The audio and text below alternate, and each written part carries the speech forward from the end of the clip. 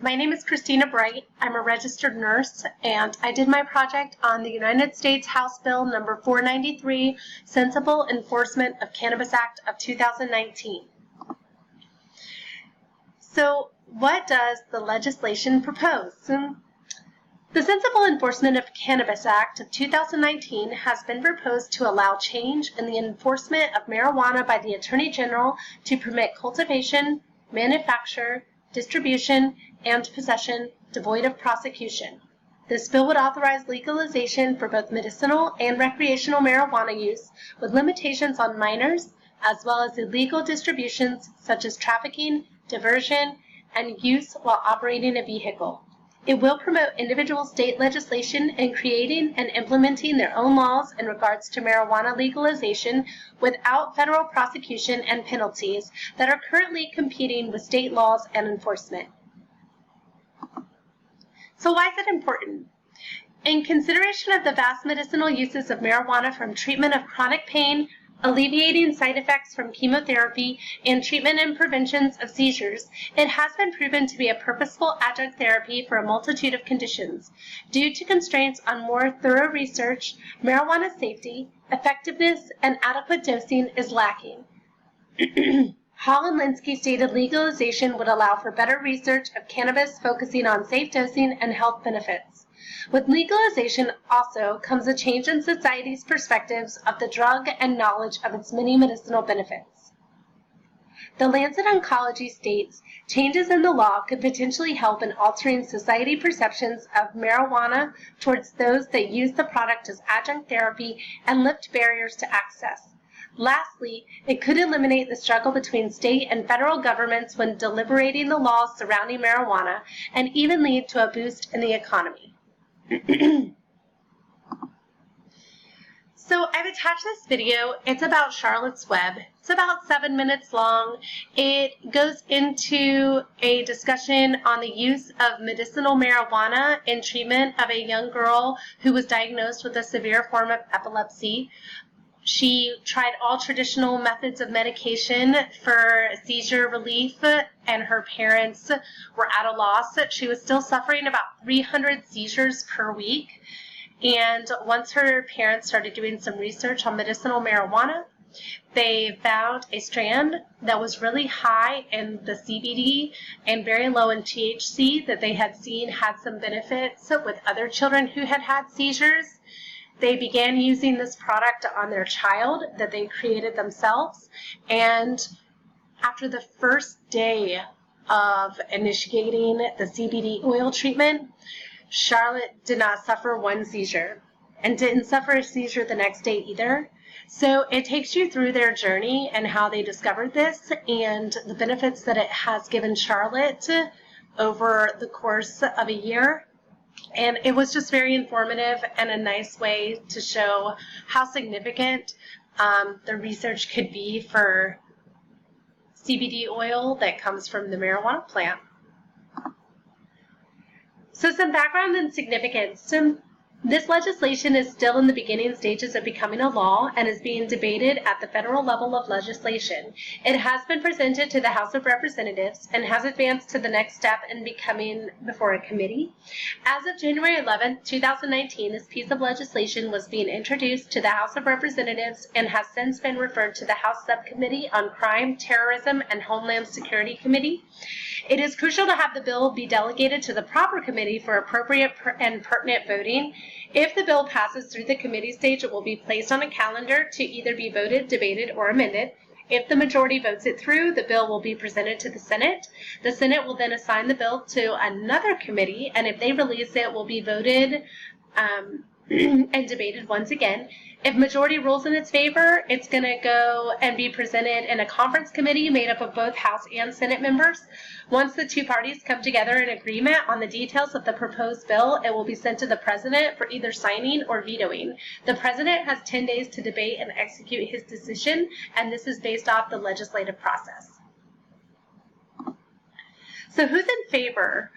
According to the proposed bill, there's currently 11 congressmen and women that are sponsoring this piece of legislation. The primary sponsor who actually introduced the bill initially was Congressman Luis Correa. There are many groups that are in support of legislation of marijuana. Some actually date back as early as the 1970s. These groups include the National Organization of Reform for Marijuana Laws, Marijuana Policy Project, Law Enforcement Against Prohibition, Drug Policy Alliance, Students for Sensible Drug Policy, Common Sense for Drug Policy, Stop the Drug War, and Drug Sense. Another influential supporter of the individual states' rights to legalize is none other than the United States President himself, Donald Trump. Any person who has gained medicinal benefit from the use of marijuana would stand behind the bill. They represent the success of marijuana in alleviating their symptoms of disease or disorder, and through their medical benefit have a strong desire in supporting the legalization of marijuana efforts. If anyone is going to fight for a right of legalization, it would be those who need ease of access to the product and better research and testing for quality and improvement. So who is opposed to the marijuana legalization?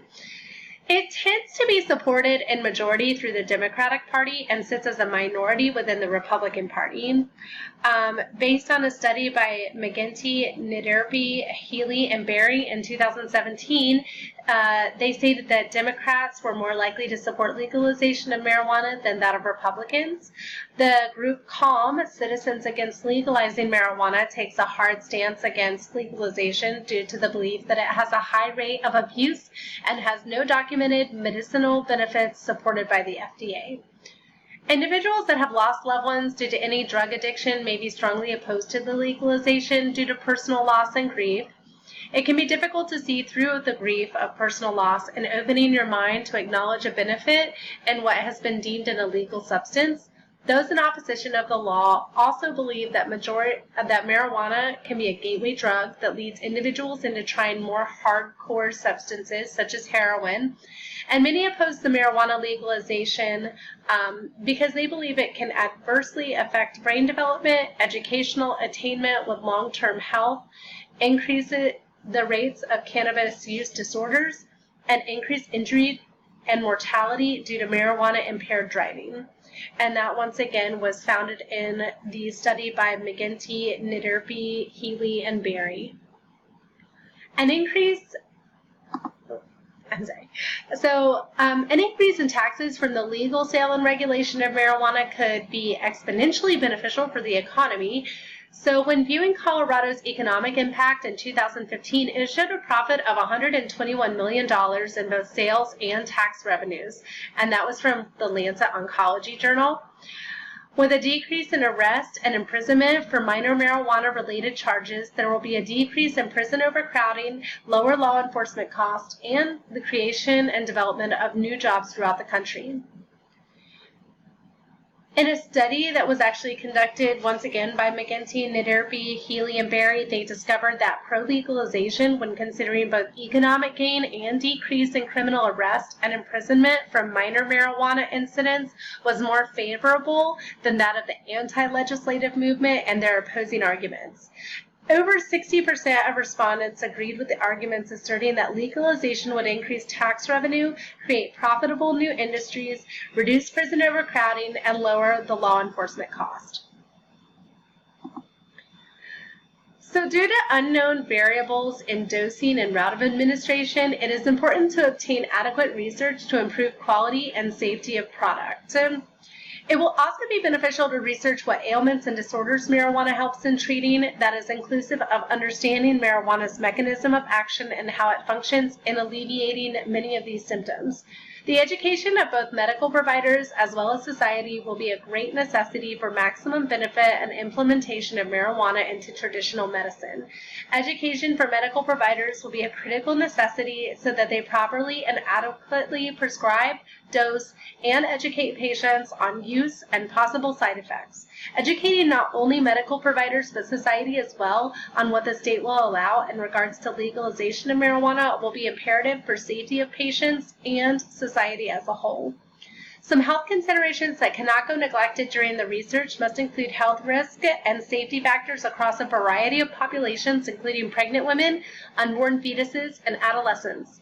These The inclusion of special populations in regards to testing will be important in noting not only short-term side effects, but will also begin the development of research in the long-term effects of use.